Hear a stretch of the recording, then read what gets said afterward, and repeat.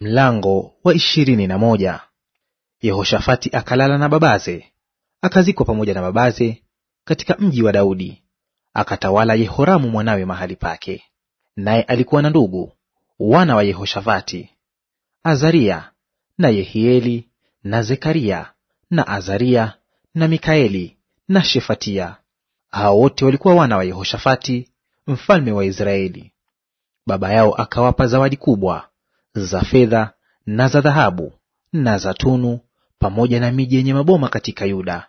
Lakini ufalme akampa Yehoramu, kwa sababu alikuwa mzaliwa wa kwanza.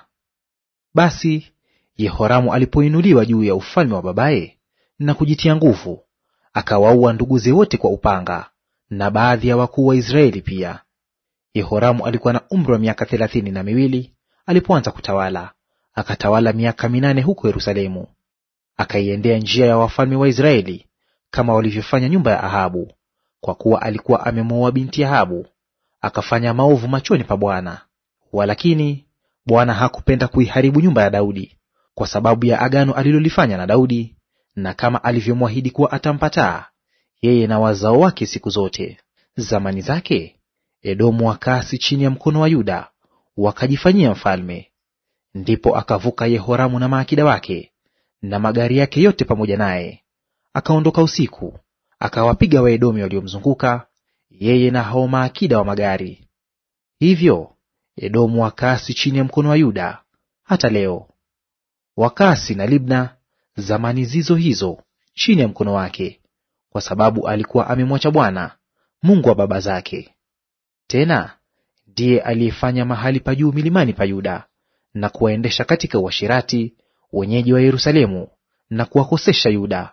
Likamjia andiko kutoka kwa Eliya nabii kusema, Bwana Mungu wa Daudi baba yako asema hivi, kwa sababu hukuziendea njia za Yehoshafati baba yako, wala njia za Asa mfalme wa Yuda, lakini umeiendea njia ya wafalme wa Israeli, ukawaendesha katika uasherati Yuda na wenyeji wa Yerusalemu, kama walivyofanya nyumba ya Ahabu. Tena umewaua ndugu zako wa nyumba ya baba yako waliokuwa wema kuliko wewe.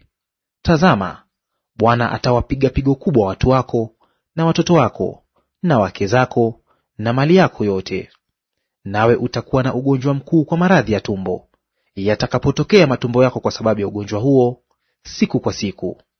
Bwana akawaamsha roho wa Filisti na Waarabu waliowaelekea Wakushi juu ya Yehoramu, nao wakakwea juu ya nchi ya Yuda, wakaipenya, wakaichukua mali yote iliyoonekana nyumbani mwa mfalme, na wanawe pia na wakeze, asisaziwe mwana hata mmoja, ila Ahazia aliyekuwa mdogo miongoni mwa wanawe.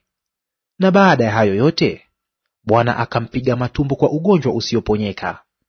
Ikawa baada ya siku, ikiisha miaka 2, matumbo yake yatokea kwa sababu ya ugonjwa wake, akafa akiugua vibaya.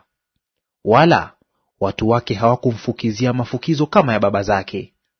Alikuwa na umri wa miaka 32 alipoanza kutawala, akatawala huko Yerusalemu miaka 8, akafariki bila kutamaniwa. Wakamzika mjini mwa Daudi, ila si katika makaburi ya wafalme.